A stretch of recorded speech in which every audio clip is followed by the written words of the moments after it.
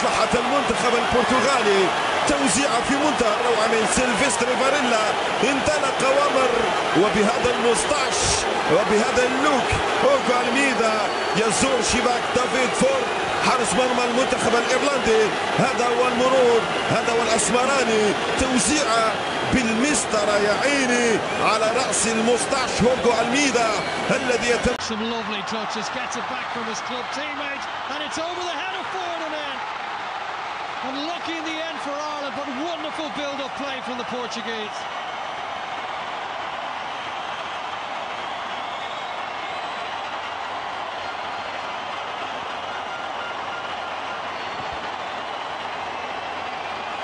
It's unlucky on Ford there, isn't it? But the build-up play, as you said, was absolutely fantastic. The two Real Madrid men linking up fantastically well. Ronaldo again, an exquisite bit of quality.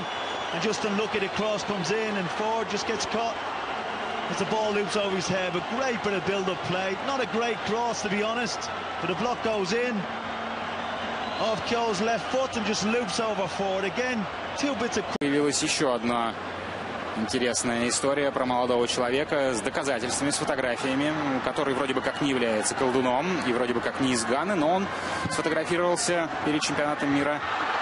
Вот опасный момент. И третий гол. Кстати, Роналду в роли ассистента выступает. Уго Альмейда делает дубль. На 37-й минуте счет становится крупным. Кстати, интересно, что сегодня у Португалии очень здорово работают вот эти вот фланговые атаки с подачами вверх. Ну, в частности, потому что помимо высокого угла Альмейды, все-таки Криштиану Роналду это тоже человек, который головой играть очень здорово умеет. И когда только лишь Альмейда впереди, защитникам попроще на одного внимание обращать, и когда Роналду уже внимание как-то раздваивается. Что сейчас и произошло? Роналду из-за спины Келли выпрыгнул, пробил головой. Португал, Гана, الولايات المتحدة الأمريكية. أول مباراة للبرتغال 16 من شهر جوان أمام ألمانيا في أرينا فونتي نوفا. ثاني مباراة للبرتغال أمام الولايات المتحدة الأمريكية. وكرة جيمس ماكلين يذلل الفارق للمنتخب الإيرلندي. مباغتة هذه الكرة، كنا نتحدث وكنت أقرأ لائحة مباريات المنتخب البرتغالي، لكن جيمس ماكلين يقرأ علينا مع بداية هذا الشوط الثاني سطرا من الإبداع، سطرا من المتعة. كرة استلمها جيمس ماكلين، خطأ فادح لا يجب أن يتكرر بالنسبة لدفاعات المنتخب البرتغالي. اليوم حدث، واليوم أفضل من الغد. اليوم أمام إيرلندا أفضل من أن يكون هذا الخطأ أمام ألمانيا. سوء موقع ونسيان.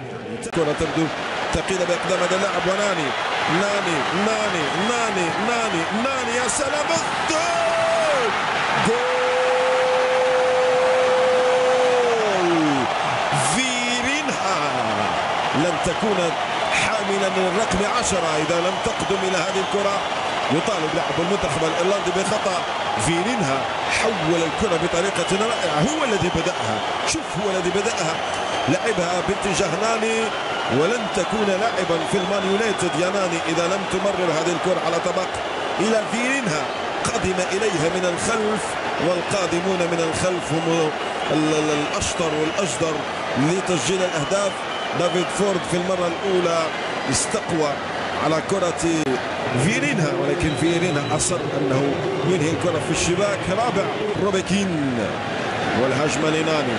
ناني شوف لوحده يسرح في المساحات، وهذه كرة لكوينترول.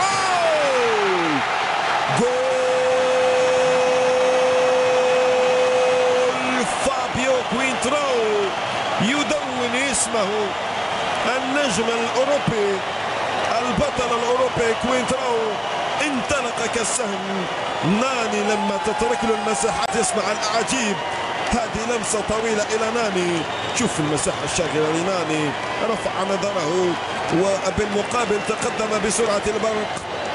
فابيو كوينتراو، تحدثت في الشوط الأول عن مدى جاهزية كوينتراو البدنية لإتمام مبارياته بنفس الرتم العالي، لكنه ربما يؤكد بأنه سيكون حاضر بدنيا أمام رفاق مسعود أوزيل وسامي خديرة، نجمان السابقان مع الميرينغ الريال.